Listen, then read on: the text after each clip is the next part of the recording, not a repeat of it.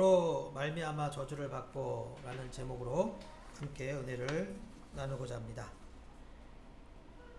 지난주에 살펴본 대로 에덴 동산에서 아담과 하와가 범죄함으로 인해 여러가지 저주가 임하게 되었습니다. 사실 이 사건이 있기 전까지는 정말 많은 복들을 받았었죠. 하지만 이제 그런 복들이 저주로 바뀌는 비극적인 역사가 펼쳐진 것입니다. 어떤 저주들을 받았을까요? 먼저 여성은 해산의 고통이 크게 되었습니다. 그리고 남성은 평생 수고해야 소산을 먹을 수 있게 되었습니다. 그런데 이런 저주들에는 특별한 의미가 있는데요. 어디서 갑자기 새롭게 생긴 그런 저주들이 아니라 그 전에 받았던 복들이 고스란히 저주들로 바뀌었다는 특징이 있습니다. 해산과 수고도 그렇죠. 이게 원래는 복이었습니다. 생육하고 번성하라. 이것은 축복 아닙니까? 그런데 그런 축복이 오히려 고통을 수반하는 힘든 일로 변했다는 것이죠. 오늘 본문에 쭉 나오는 저주들이 모두 그런 의미가 있다는 것입니다. 이전에는 마음대로 먹을 수 있었는데 이제 죽을 만큼 힘들게 고생을 해야 먹을 수 있게 되었습니다. 또한 남녀의 관계도 금이 가기 시작합니다. 너는 남편을 원하고 남편은 너를 다스릴 것이니라. 이 구절도 어찌되었건 남녀 관계의 갈등을 예언하는 그런 내용이에요. 자, 이것이 바로 저주의 특징입니다.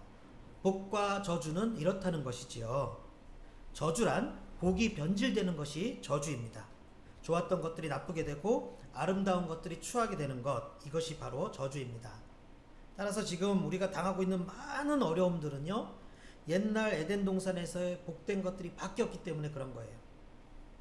사는 것이 힘들고 사는 것이 짜증나고 사는 것이 너무 고생스럽고, 이러한 이유는 모두 다 에덴 동산에서의 그날 저주를 받았기 때문입니다.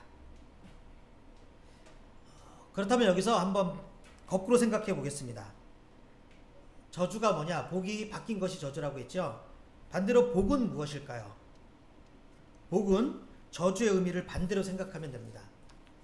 그래서 만약 저주가 바뀐다? 그렇다면 그것이 바로 복이라는 거예요. 창세기 3장에 나오는 저주들의 내용을 반대로 생각하면 그것들이 곧 복이라는 것을 알 수 있다는 것입니다. 찬송가에도 있죠. 그 두려움이 변하여 내 기도 되었고 전날의 한숨 변하여 내 노래 되었네. 자, 복이 뭔지 아시겠죠? 변하는 게 복이에요. 바뀌는 게 복이에요. 자, 문제는 그런 복의 역사가 실제로 일어나는 것이 가능하느냐. 자, 여러분은 어떻게 생각하십니까? 정말 이 많은 저주들이 다 복으로 바뀌는 그런 역사가 일어날 수 있을까? 정답은 일어날 수 있다입니다. 아니, 사실 이미 일어났습니다. 그렇기 때문에 이제 우리가 그 일어난 역사를 붙잡기만 하면 복된 인생이 될 수 있다는 뜻입니다.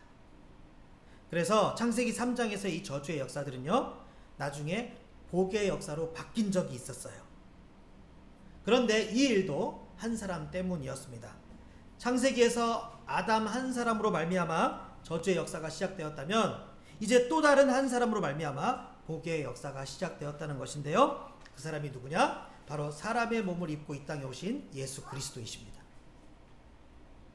특히 십자가의 사건은 복의 역사가 펼쳐지는 것의 절정을 보여주었는데요. 십자가의 사건을 통해서 정말 많은 것들이 회복되었습니다.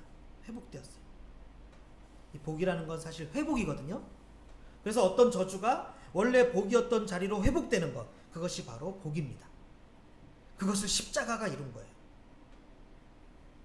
그렇다면 십자가의 사건을 통해 대표적으로 회복된 것이 무엇이 있을까요? 바로 하나님과 우리의 관계입니다. 관계. 그래서 예수님께서 십자가에서 숨을 거두실 때 그런 회복을 상징적으로 보여준 사건이 성소의 휘장이 찢어진 사건입니다. 막혔던 하나님과 사람 사이의 관계가 회복되는 역사였습니다. 이렇게 예수 그리스도를 통해 새 생명을 얻게 되니 우리에게는 새로운 삶이 시작되었습니다.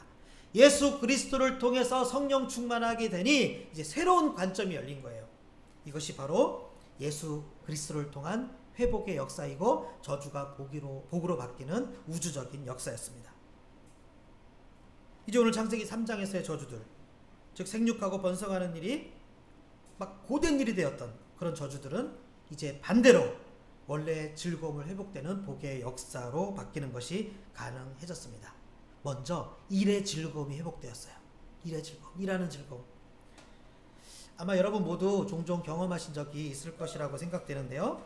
같은 일도 내 마음이나 내 상태에 따라 어떨 땐 다르게 느껴질 때 있잖아요.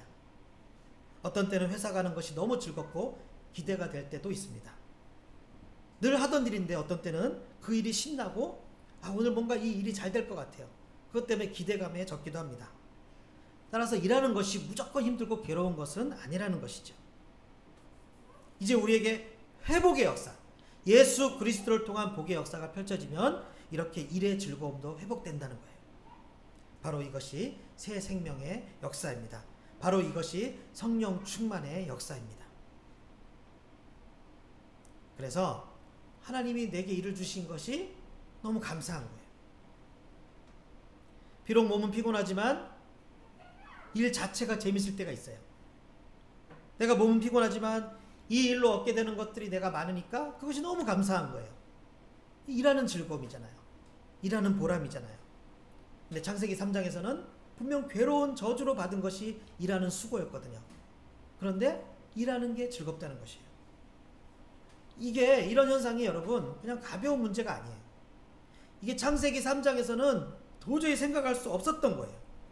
하지만 이제 누구 때문에? 예수 그리스도로 인해서 우리가 일하는 것도, 즐겁게 일하는 것도 가능해졌다는 것입니다. 또 창세기 3장에서 저주의 내용들을 살펴보자면 이 먹고 사는 문제가 심각하잖아요. 그런데 그게 저주예요.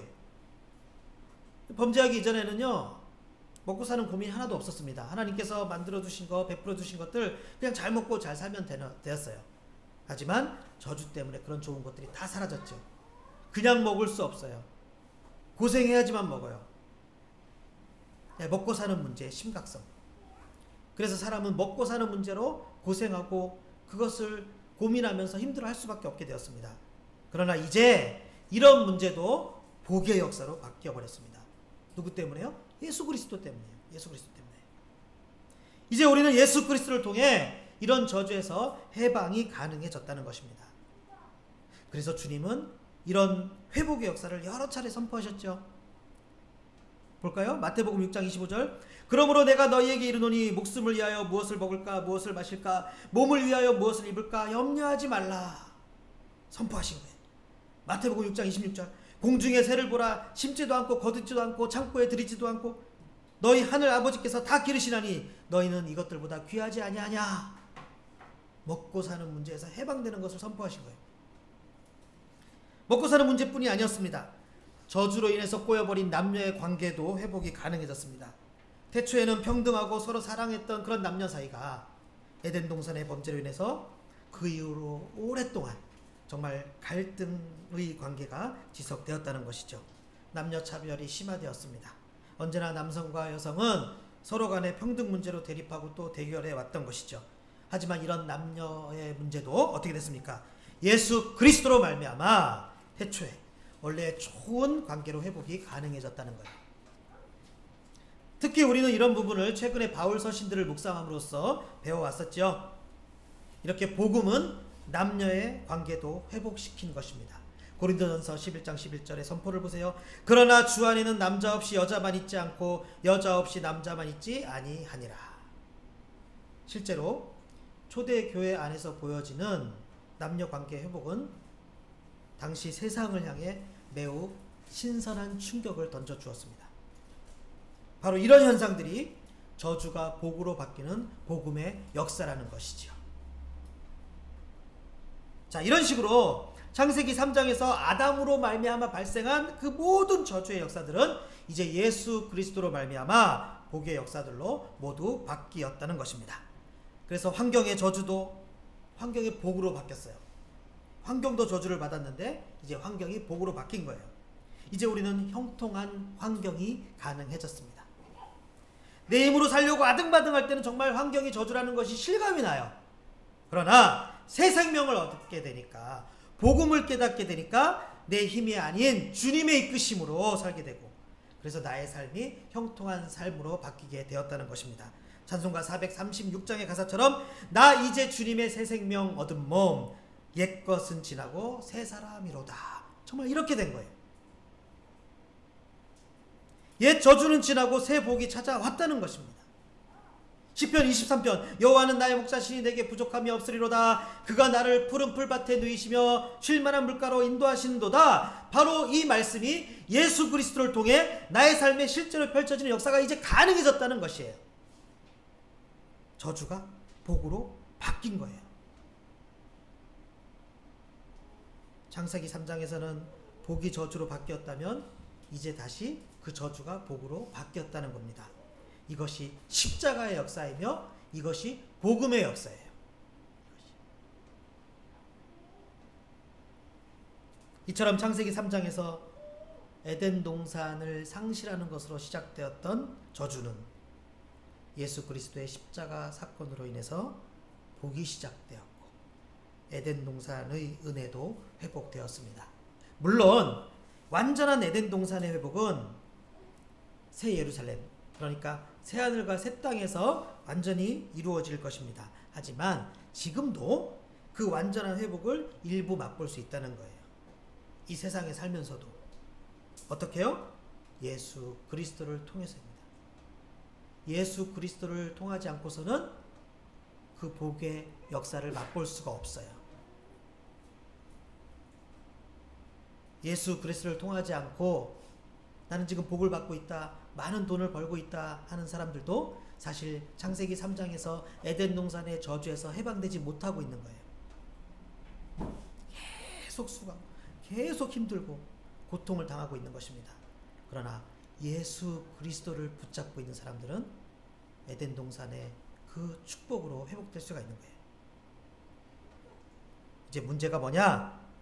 우리가 이론을 벗어나서 실제로 이 역사를 누릴 수 있어야 한다는 것입니다. 그러기 위해서는 어떻게 해야 될까요?